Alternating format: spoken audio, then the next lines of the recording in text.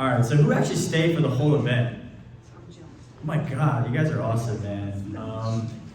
Yeah, I actually learned a lot from these events. I am a true product of going to these events, and that's why I love to volunteer and be part of it. And I think a lot of the times when we talk, and you see people that they come up here, they talk a lot about their wins and their successes. And I think that's great, and I really think that's a blessing, but there's also things that you have to understand of the reality of being in the business and some of the losses, right? And I really wanted to harp on that. So I am a full-time real estate agent with Keller Williams, as well as a full-time real estate investor and flipper. So on the surface, you might see success, but I am by far the most average, if not below average person. I scored below 1,000 on my SAT scores, and I averaged a 2.7 GPA in high school. So considering a lot of cultural barriers for me, me being a second generation Korean, getting anything below an A was completely unacceptable, so I so happened to be a C student, and it was really tough. I mean, we joke about it now, or I joke about it now, but it honestly brought a lot of insecurity in my life, leading all the way up to college and even in my earlier part of my career. And it hits me pretty hard because I'm watching my friends get white-collar jobs, they're becoming accountants, doctors, CPAs, and here I'm looking to struggle, and trying to make it by. And the degree that I ended up graduating with is any psych majors here, psychology majors? All right, yeah, great. See, yeah, that's why, because it's statistically one of the lowest paying careers. And I actually graduated with a degree in psychology. 2011, that was a really tough time.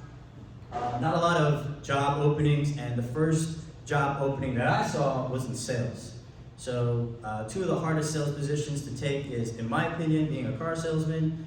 Two is being an insurance salesman, and I so happen to be an insurance agent. So my first year, I made $18,000.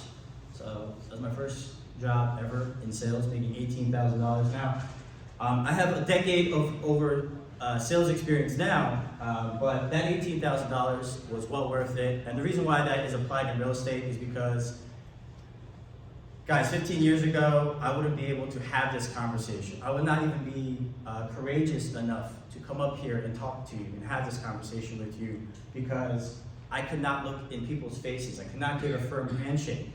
I would give handshakes with two hands. I would not look you in the eye. A lot of the things that are very common in American culture and behavior were things that I had to be retaught, and things that I had to become, how do I say it, courageous is the word for it? I'm not sure, but a lot of those barriers were breaking because of the sales experience that I ended up having. And I had to make a lot of sacrifices, I'm just gonna be honest with you. I didn't make a lot of money, so I actually lived with my parents, on some real shit. I literally lived with my parents until I got married. And that gave me a little bit enough money to buy my first house. And even my first house, I didn't buy a single family house. I bought a duplex. All right, so I lived in one unit, I rented the other, and that was my first experience in dealing with real estate as an investor, okay? And these are the before and afters, I have seminars on this, I talk about it quite often. It's called house hacking. When you live in one unit, you rent out the other. I did a 203K loan, we can talk about that later if you guys have any questions on it. But this home was built in 1890, did a whole complete renovation. I think the renovation budget was around 180. So going back to what I was saying, I had some experience just getting the whole real estate, business starting off, and I had a certain strategy, and it was in Philadelphia. And the reason why I like Philadelphia is because I found myself working in that city quite often. I was doing Medicare sales, so I found myself in every part of the zip code, and I could literally see the landscapes of the city changing. And I knew that I wanted to invest in that part of the city, but I couldn't afford certain houses just because, again, I didn't have money. But The first house that I bought was about $45,000. It was an area where I thought, like, it was, like I said, what I could afford.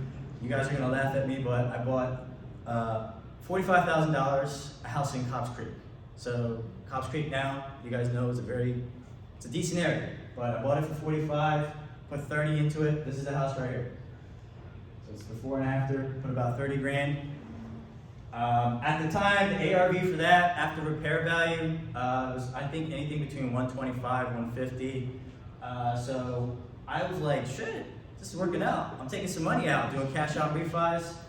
And within 2 years, I was able to get about 12 units within 2 years. And that's me being a byproduct of being in this community and people who've helped me and people who've actually walked with me through all the processes of understanding of the real estate game. Now, things changed until I bought this property, and this was during COVID, okay? A lot of people are gonna show you, oh, here's the befores, and oh, here are the afters, right? And we can end this conversation pretty quickly, and I can go over all the deals and numbers and everything. On paper, the purchase price was supposed to be $91,000. My budget was supposed to be $189, and my all-in cost was supposed to be $280, which left me a pretty good spread after the repair value be $503. So I'll have roughly about $222,000 of equity in this particular property. But here are the real numbers. I actually went way over budget. I went $400,000 in the actual cost versus what my renovation budget was. Is double, $189. And my total cost was $489. But again, my ARV was still $503. So a lot of people are asking, well, John, like, you still have a little bit of equity there. Well, not really, because I borrowed that money. I don't have $500,000 lying around, so I had to borrow that money. And the lender was only willing to give me $352,000 of it. So that left me with a $137,000 difference, okay? The story doesn't end there, all right? I had to deal with so many issues during COVID, and I'm sure you guys know how expensive were lumber prices, guys, during COVID. It's stupid, right? Lumber prices were high, labor prices were high. I was learning things that I had to learn on my own that I had no idea about. I didn't know a thing called a permit because I never pulled a permit when I was doing all the medium light rehabs that I was doing in the city. And when I did this project, it required permits. It required fire suppression systems. It required water sprinkler system. Like, there were so many, I didn't even know what an expediter was. Like, I was just trying to figure things out all on my own, and that's what caused this price to go up so much because of my inexperience. But after I got over that, about last year, I wanted to go back to my old model and buy houses that I can quickly turn over, and going back to that model of like a light to medium rehab. And I saw these two properties in Roxborough, right? And I noticed that there was this building right here. This is an apartment complex. So I was thinking, okay, is there any chance that I can potentially do some kind of variance to get either a multifamily or potentially a commercial building? So I decided to get these two buildings along with a partner of mine, and either revert back to my original strategy, or just generally for me to relook on how I would want to invest. And I was buying in lower class areas. I wanted to buy in better areas. And considering that I was now a full-time real estate agent, I was actively working, I really wanted to focus on my career. So I wanted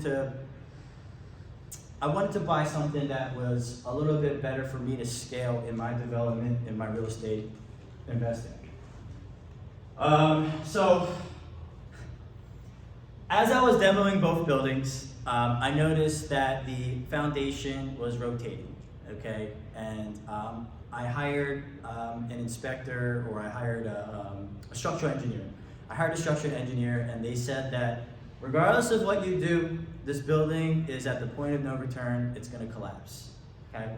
So I had a couple of options. I could say, hey, you know, we bought both properties, we can sell it back at a loss, we can decide to demolish both buildings and prepare for a flip, and we can also decide to demolish both buildings and prepare to do 15 to 20 units. What do you think I decided to do? Right, so I tried, okay? I did this slide last year, so I will tell you actually what I'm doing now because it's kind of cool. I decided to go for the third, right? I really tried to build out 15 to 20 units.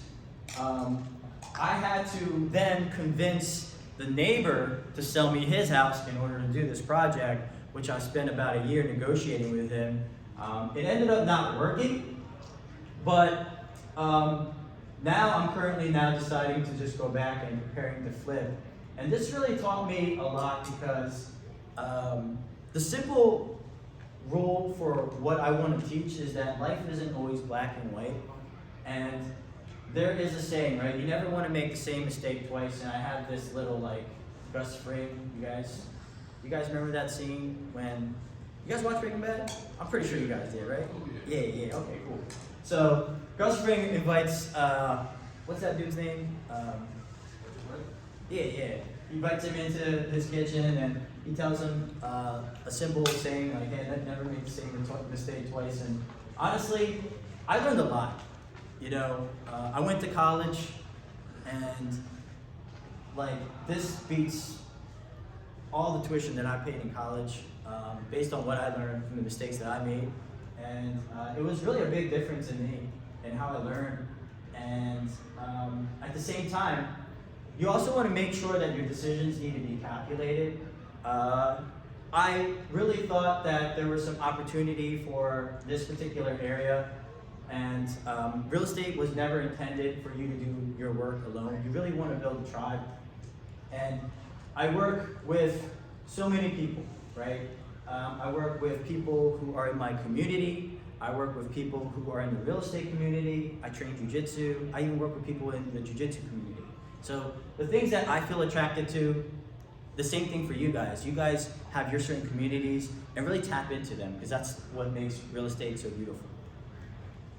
Apart from that, I want you guys to also discover your strengths and avoid pretending to be an expert when you're not. And also have faith in your genuine skills. Like for me, I'm not gonna lie to you.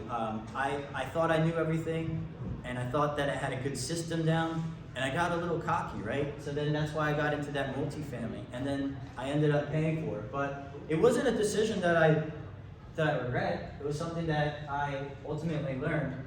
And yeah, I mean, I wanted to leave this up for a lot of questions because I didn't want to spend too much of the time talking. But if you guys want the slides, text my number right here and also provide your email. And I'll love to send the slides as well as also the video. And I can definitely share that with you guys. And love to spend the next 15, 20 minutes, I don't know how much time we have, but the 15, 20 minutes just to answer some questions that you guys might have that might have been pretty unique to you on this. Yeah, Dave. Are you making money today, man?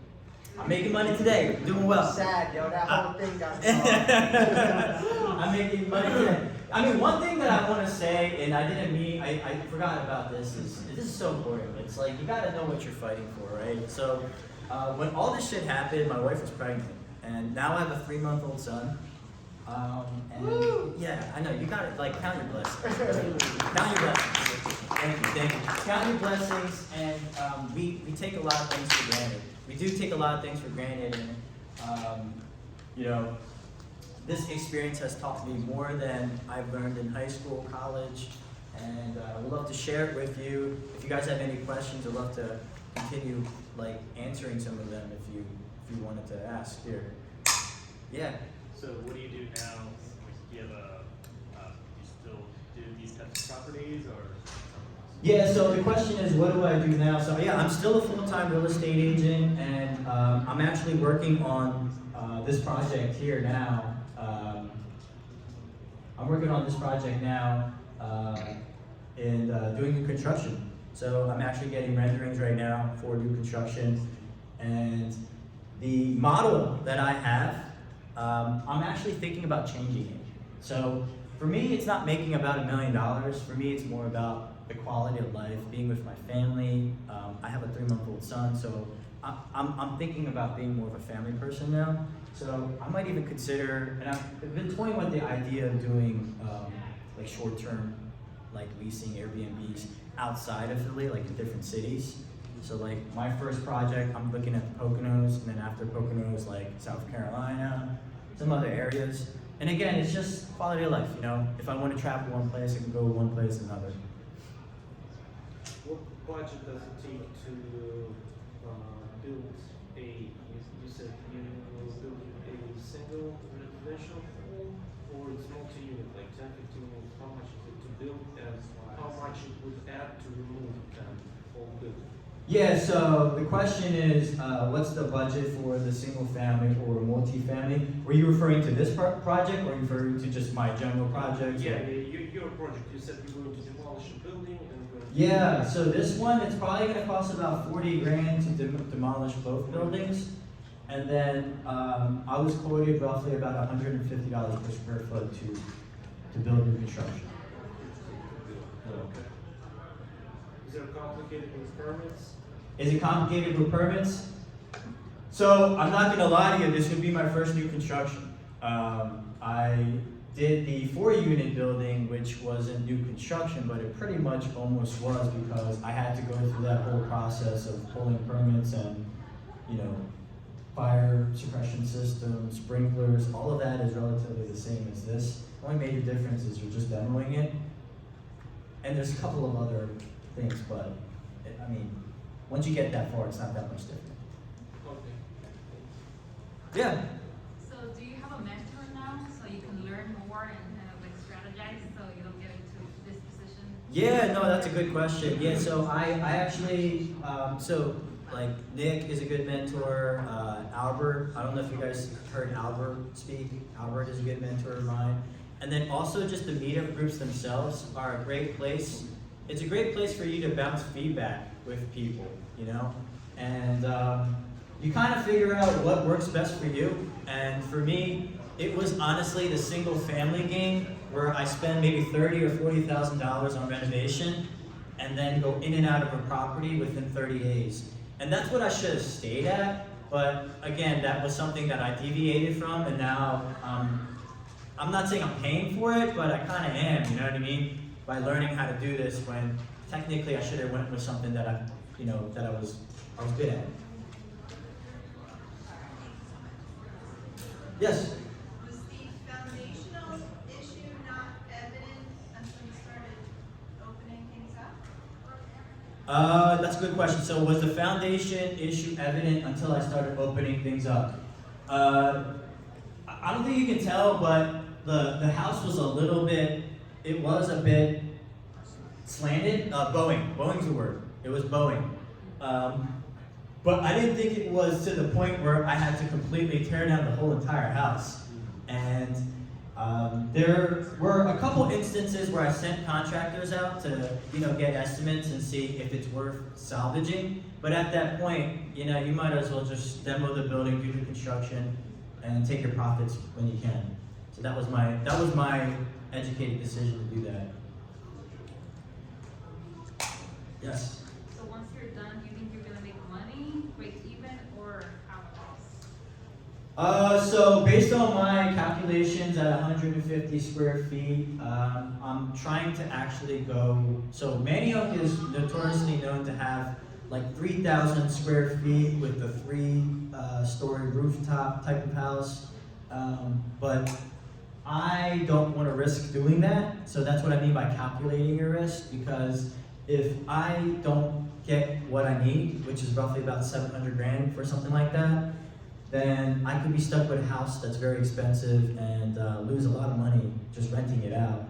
So I am now thinking of going, and I already have designs for it, but more of a entry-level home that's like 1,500 to 1,700 square feet, and a fraction of that price. So instead of 700, it'd be closer to maybe 600, 550, but for the value, like I'll actually make more money and take less risk, if that makes any sense.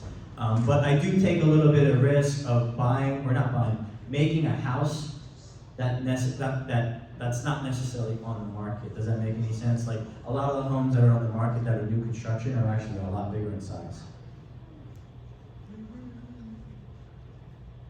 So, yeah. Any other questions? Are you gonna wait to acquire more properties and get your fees, or?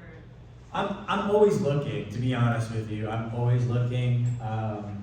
It's just, I'm still trying to figure out how I'm gonna go about, like, as I mentioned to you before, on my strategy on whether or not I'll be still in the city, which predominantly that's where I am, or where I'll be looking in different cities, which I've considered. So that's up in the air. So if you were to sell that deal, how much would it take for right now? I mean, not right now, the second as of today. If there was an investor looking to build their new Construction. Yeah. So if you're asking how much I would charge to sell the buildings as is, right? Right. Okay.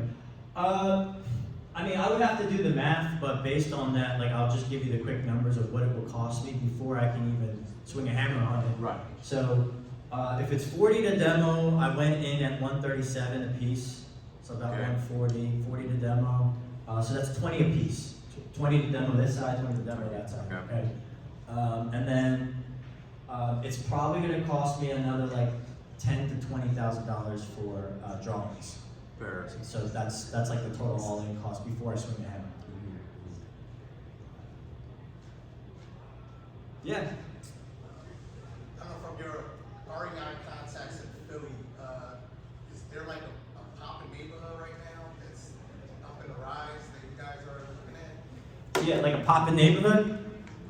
Like coming up? Yeah. So it's funny when people say that, because if someone says it's poppin', that means it's already kicked. You get what I'm saying? Like, if someone says, "Oh man, that area's up and coming," Right. it's not up and coming. That's how I see it. I'm about 2 cycles away, man. Every time I look at a private property, and I speculate in that way. Not because I did it intentionally, it's just because that's like all I could afford at the time. So think about Cobbs Creek. Like, you guys didn't even look at Cobbs Creek, but I did, because I couldn't afford anything other than Cobbs Creek 5 years ago. So you kind of have to look at it in that way. And for me, it was just cash flow. You know, one thing that I can say about cash flow is that for me, I think it's overrated. And the reason why I think it's overrated is because there is so much more money that you can make actually in equity, right? So a good example that I can give you is places like Hawaii, places like New York, San Francisco. Why do investors go out there? Why are they willing to lose thousands of dollars a month for them to make hundreds of thousands of dollars a year off of equity? And that was one thing that I forgot to see, and that's why I'm reevaluating how I'm looking at properties. And if you talk to a lot of investors, including myself, you'll find quite often that they're actually selling off their properties, their single-family properties, one by one, because there's still good value in them, but they can park their money in something that has a little bit better equity. I'll try to give you like a real good answer on that one.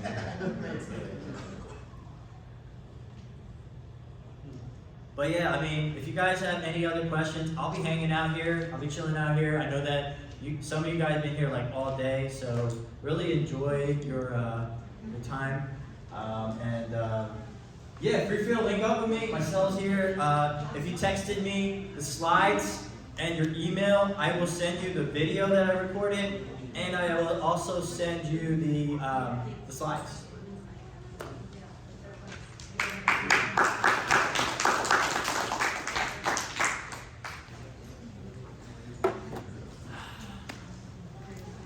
Actually, I do have one more question. Yeah, what's up? So, Yeah.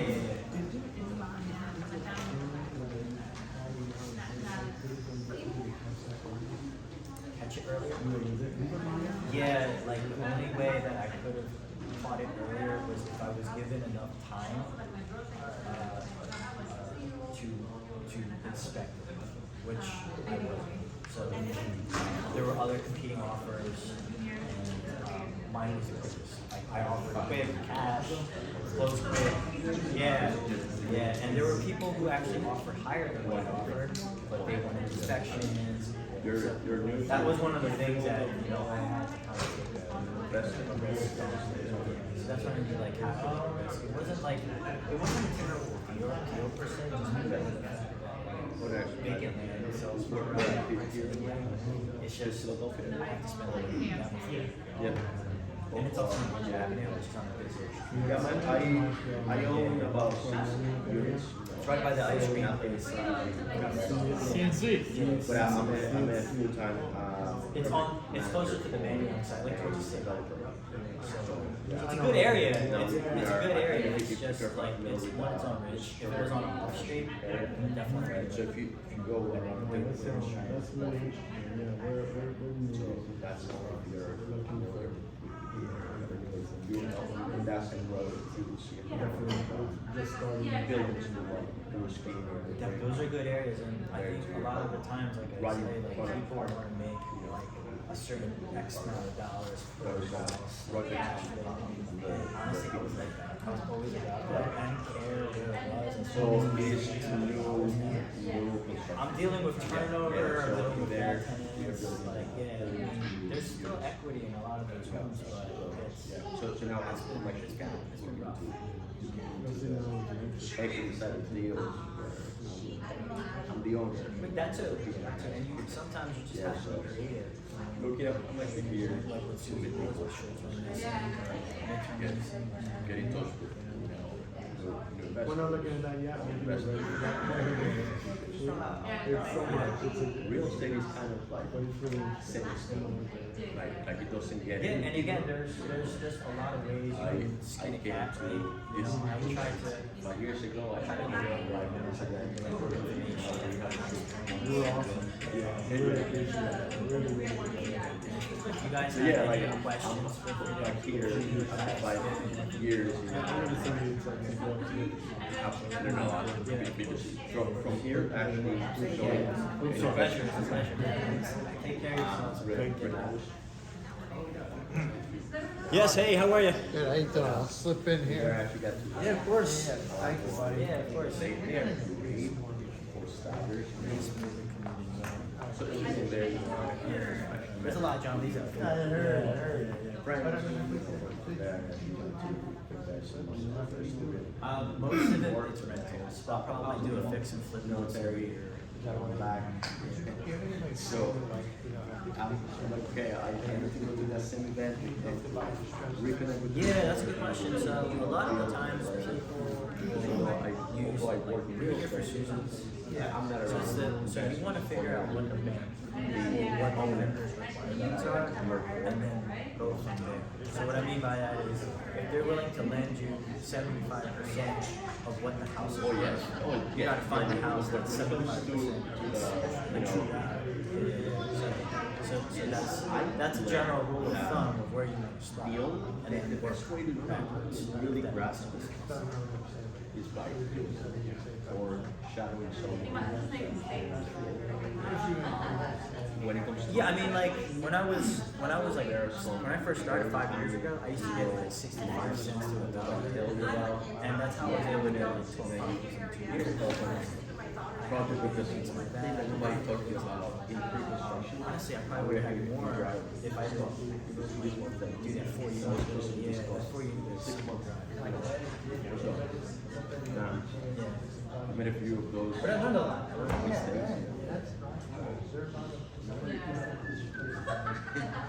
So It's solid. It's a very, to learn. it's a very It's expensive in a reputable way, you know, like it's not my money, but also I mean, in construction, you go for about 700 grand there. the person. Yeah, I mean that's kind of going back to what I was saying. Like I was so stuck up on. I told the last couple of years. I was so stuck up on the numbers of like buying like cash flowing Yeah, properties. yeah. Yeah, like I don't care. We what it do a costs, lot you know, of for like research. 5, you know, but I'm dealing with the headaches of bad tenants, turnover. Yeah, So right now we're doing about 12 things. It requires. It certainly requires a certain kind of mindset. Great experience. I thought I had. I still can, but it's just when you have a lot of units and I'm dealing with the same shit all the time. It's like, man, it's like before I get out of it, sometimes it's not worth it for some reason. Now I just need to find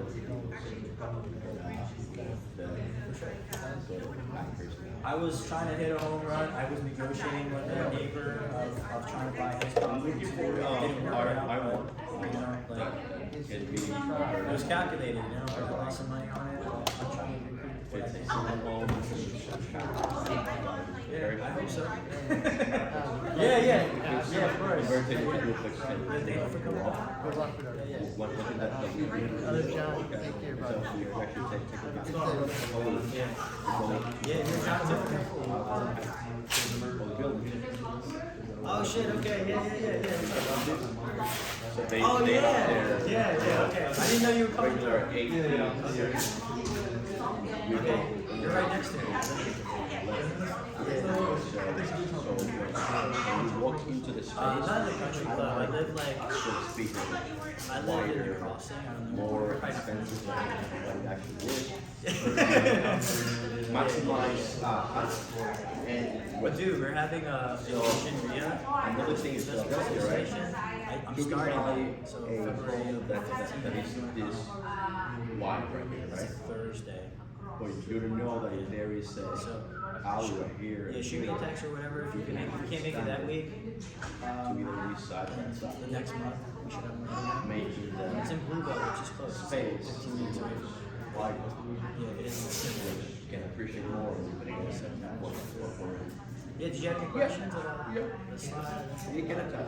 If the property next door just has a wall. I appreciate it. So if you Love to select link up with lot, you, man.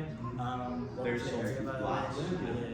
There used to be a home there. Yeah, for sure. There's no Sure. home there, but then there's a home here.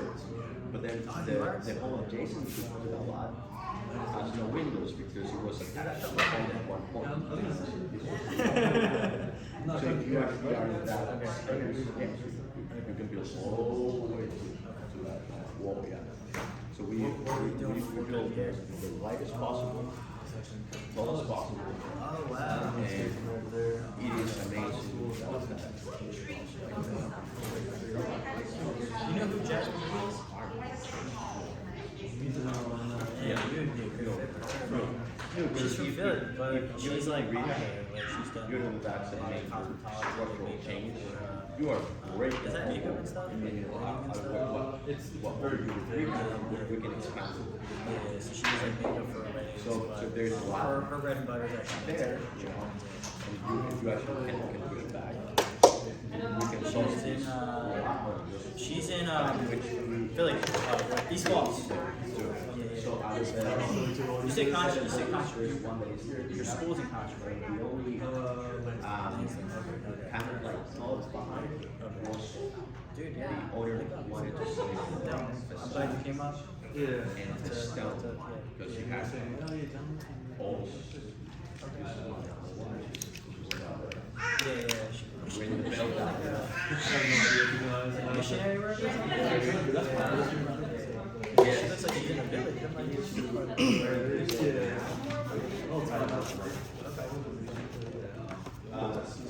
Yeah, for sure. Hit me up. Yeah, brother. Alright, man. Yeah, right around the corner, for sure. Yeah, I'm not used to that area here. I'm not from there, but there's some places that I know.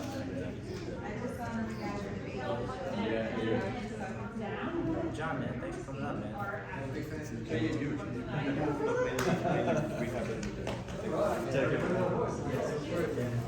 Alright, you want to see it, John? Alright, take care.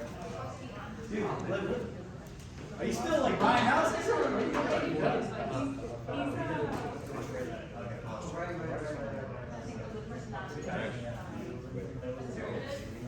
Yeah. Take this one out. Where Because then we're going to commercial, case of categories. that's where we Warrington was. Chicken rolls or the two? Yeah, So I love because industrial. of the school that I saw there, that she lost. That's good money, right? From, yeah, from Everything is from good, field. right? So about this reward. I like it. It's a long drive. So how we market? Slash ratios 35 versus 45 to 50. Like the juvenile pieces that they can do with the residential. Just a lot more going on. Okay.